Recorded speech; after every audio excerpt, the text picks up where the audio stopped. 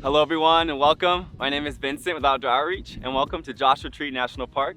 Did you know Joshua Tree National Park is the 15th largest national park? Behind Glacial National Park and the Grand Canyon, Joshua Tree covers 795,155 acres. That's just slightly smaller than the state of Rhode Island. For those of you that have not heard of Outdoor Outreach, we are a San Diego-based youth development nonprofit that connects youth to the outdoors as a space for them to build resilience and confidence in their power to make a difference. In this 3-part video series, you'll meet lots of new folks, including Outdoor Outreach field instructors and Joshua Tree staff members. We're going to walk you through what an overnight outing looks like for our participants and give you the information needed to make sure your first trip to the park is a successful one. Joining us from Outdoor Outreach, we have Abby, Sunny, and Alaire is behind the lens. Throughout this video, we'll have visitor beta pop up on the screen to highlight tips and tricks on how to best be prepared. Let's go.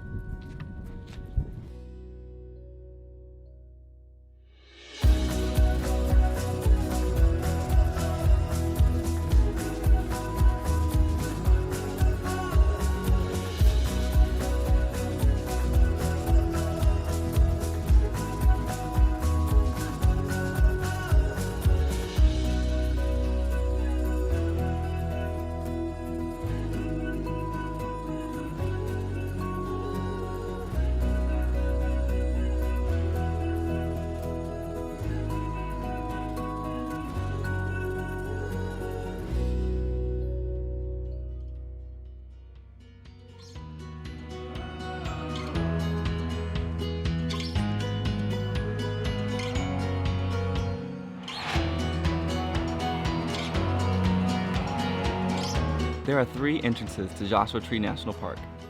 This is the west entrance. The other 2 options are the north entrance in 29 Palms and south entrance in Cottonwood Spring. Before entering the park, we like to stop at the visitor center to gather information and learn about the things that makes this national park so special.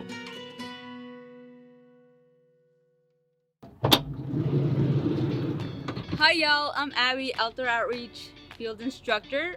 We will use this time to have a restroom break and stretch our legs. Please be mindful that we are sharing this space with nearly 3 million other visitors every year, so we want to limit our impact as much as possible. At Outdoor Outreach, we practice the 4 R's to remind our participants and to ourselves too. 1. Respect yourself, so drink lots of water and wear sunscreen.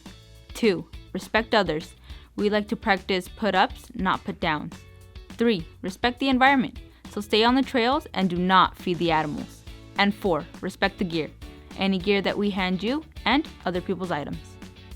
Inside the visitor center, you will find many exhibits on the wildlife and plants that live in this desert environment, the history of how these magnificent rock formations came to be, and helpful staff and volunteers to answer the questions and share their knowledge of the park. After we conclude our visitor center stop, we load back up and head towards the park entrance. It's 5 miles south on Quail Springs Road and takes about 8 minutes to get there.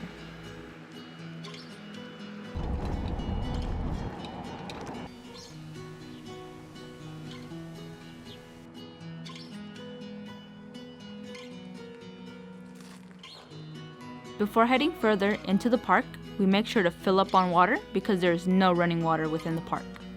Come prepared with enough water for your stay in Joshua Tree. There's no access to water anywhere in the park. There are bathrooms with non-flush toilets, and it's a good idea to bring extra toilet paper. Always check the weather forecast before heading out. Joshua Tree weather can range from extremely hot to freezing temperatures quickly. There are 9 campgrounds here at Joshua Tree, plus a number of options outside of the park. Reservations may be made online at Black Rock, Indian Cove, and group sites. For other campgrounds, it is first come, first served basis, which means whoever arrives at the site first gets the spot.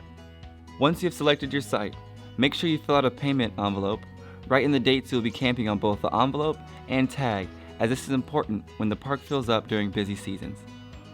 Place the tag onto your post and drop the envelope with your payment into the drop box at the campground entry. Once we decide on our camp home, instructors scan the area for boundaries, flat spots to set up tents, and areas to unload gear. All right, this is going to be our campground for the next couple of days. So I see some good 10 areas that are flat ground here and here. All right, so over here, this is gonna be where our food and kitchen gear is gonna be placed. So this is gonna be the kitchen area. Everything's gonna go here. And then we're gonna place a trash bag right over here in the corner here by the table. And then we're gonna remind ourselves to be respectful of others. So we're gonna have some boundaries between this rock here and the little plant over here, tree area, to not pass over into the other visitors area, to remember to respect others.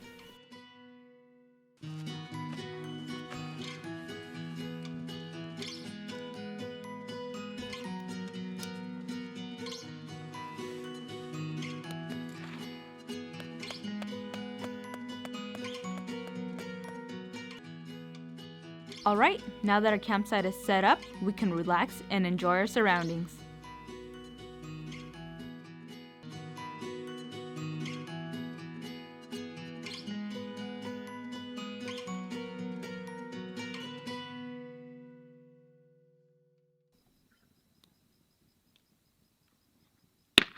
Having a campfire is one of my favorite activities to enjoy.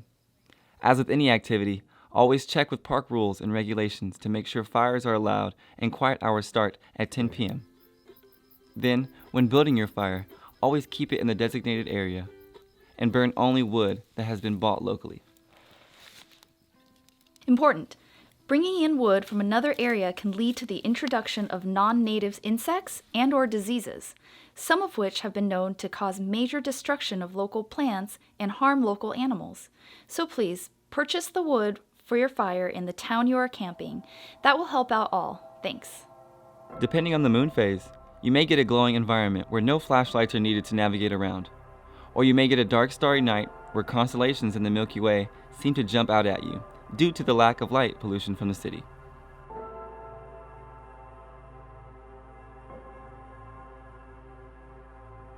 Before going to bed, store all food items securely in bins, cars, and coolers. Put out your fire, making sure all embers are doused with water.